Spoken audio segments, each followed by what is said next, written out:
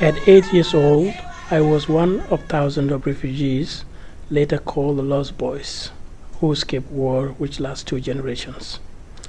Like many others with education, I have now returned to Southern Sudan to join those who stayed through the years of deprivation and bloodshed. In the history of a country waiting to be born, January 9, 2011 marks a turning point many thought would never come. Were the referendum delayed for any reasons, the people of Southern Sudan would see this as a breach of promise, with real possibility of frustration leading to renewed conflict. In the end, the leaders from both sides saw the wisdom of a decision legitimately chosen by the people of the South. In 2005, the United States brokered the Comprehensive Peace Agreement with the intention of bringing an end to fighting, bringing an end to hostilities, and an intention of creating an environment that would allow further political negotiation.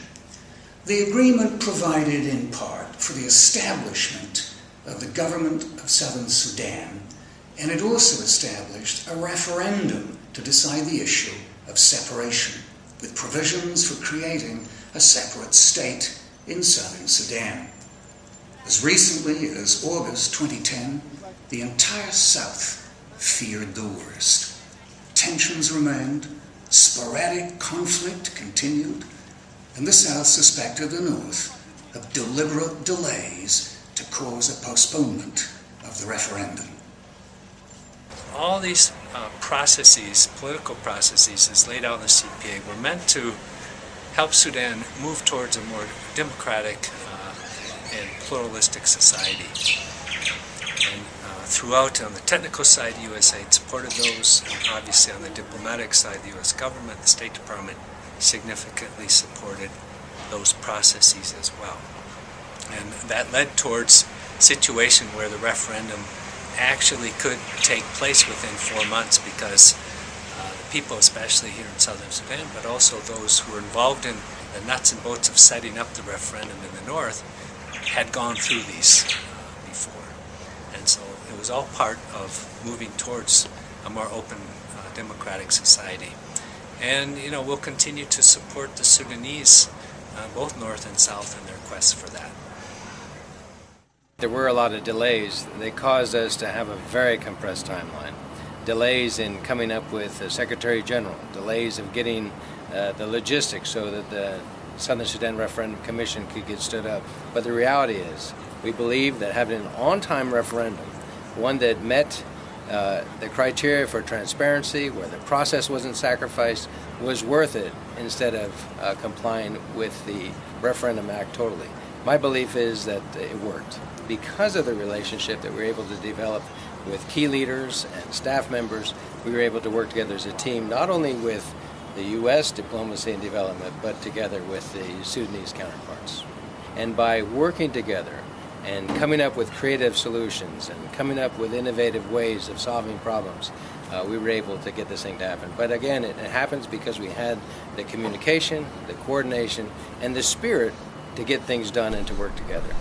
Finally, the North and South agreed to appoint Professor Ibrahim Khalil, a respected senior jurist, as chairman of the Referendum Commission, and immediately faced predictable challenges.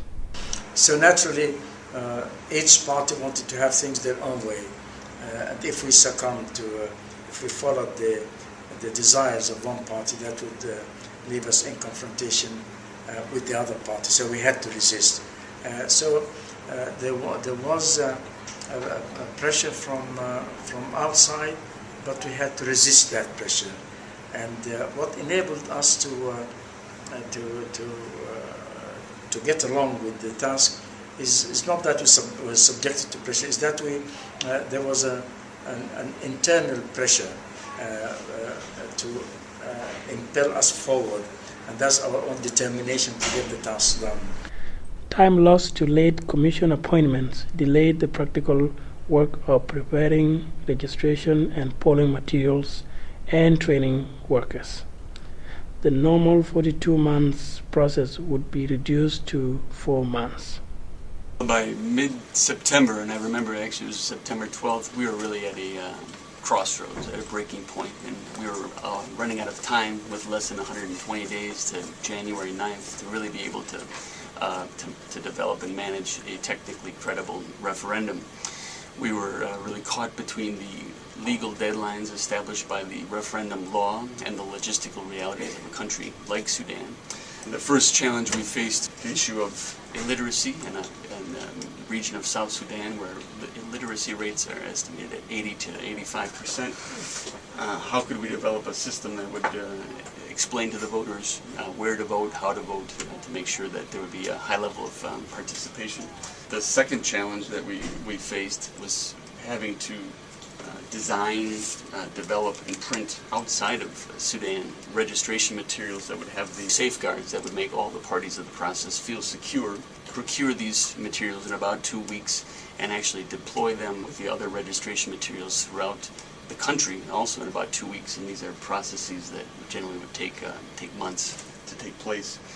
The logistical reality facing the South Sudan Referendum Bureau and the support of the UN to actually deploy all of these materials during the rainy season in a region the size of Texas with about 40 kilometers maximum of paved roads. It presented a tremendous logistical challenge. These materials had to be trucked throughout the region. There was well over 100 sites where materials had to be airlifted, and I know of at least 150 human porters were actually hired to physically carry the materials to the referendum centers, and sometimes taking as long as 2 to 3 days to arrive. So the will of the southern Sudanese people to make this referendum happen is truly amazing. So we have to organize the physical setup of the office. They help the training of those persons. That was one challenge at a very, very late stage after August. The second challenge was to organize voter registration. We should have started by July, according to the CPA. We started by the 15th of November. Complete this voter registration in 3 weeks' time with a slight extension. And immediately the greatest challenge was moving from voter registration to polling in less than a month. 9th January is a day for all of us to vote. We need this chance, and nothing can stop us from choosing the future of Southern Sudan. For the last 29 years, I've been waiting for CDZ.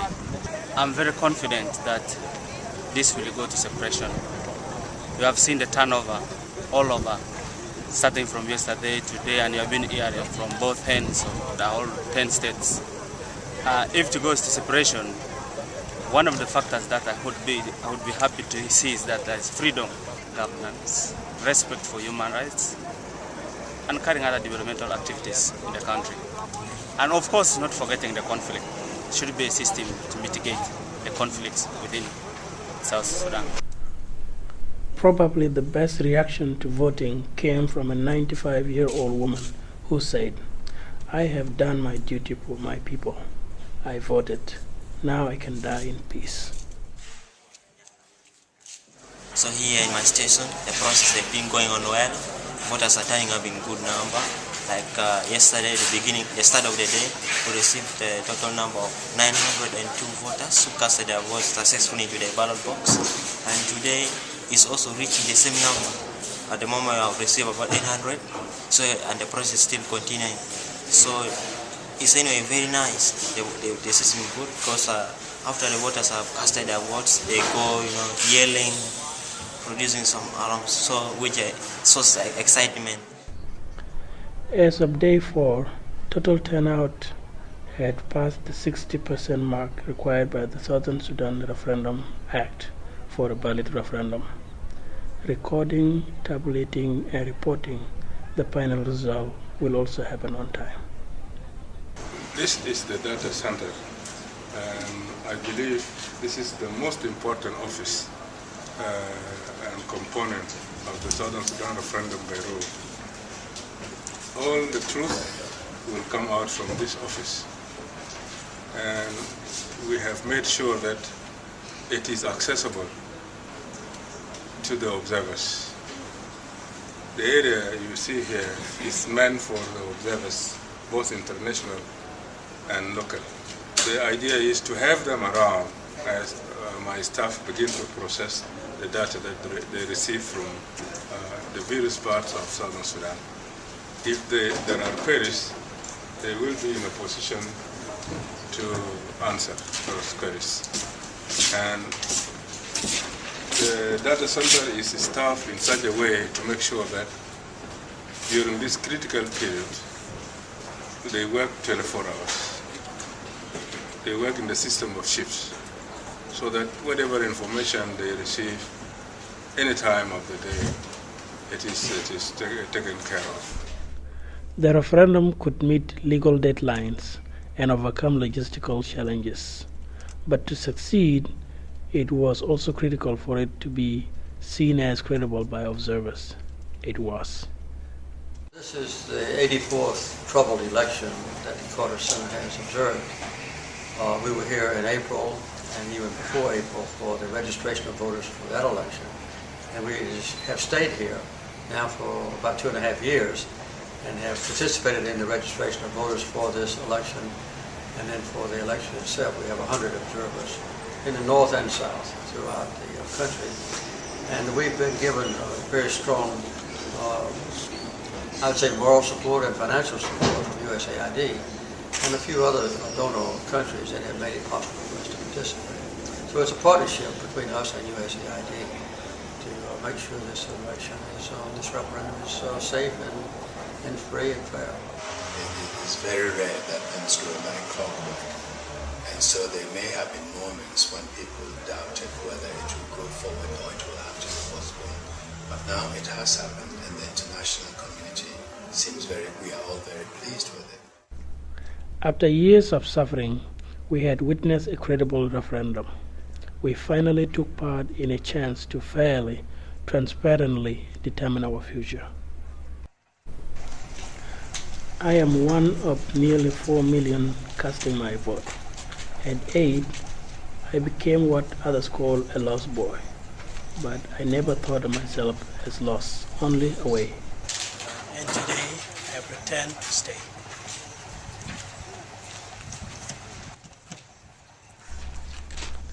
Today, we have raised hopes, but we have much to do to realize these hopes. We have made a proper start, but we know that only deeds will earn the trust of our people. We are proud of what we have accomplished, what some might call a miracle. Now the hard work begins.